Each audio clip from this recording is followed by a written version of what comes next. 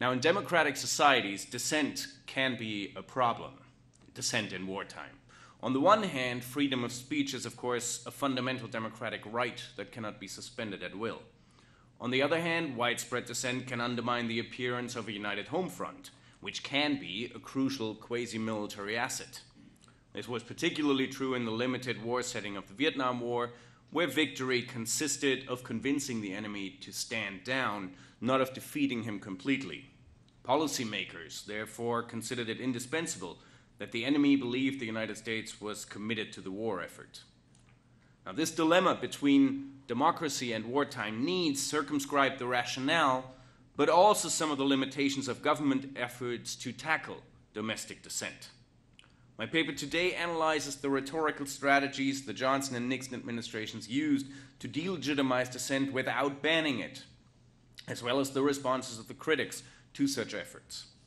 This sort of sub-debate of the Vietnam War debate on the legitimacy of dissent in wartime culminated in rivaling definitions of patriotism, which actually perfectly fit Alexis de Tocqueville's distinction between instinctive and reflective types of patriotism.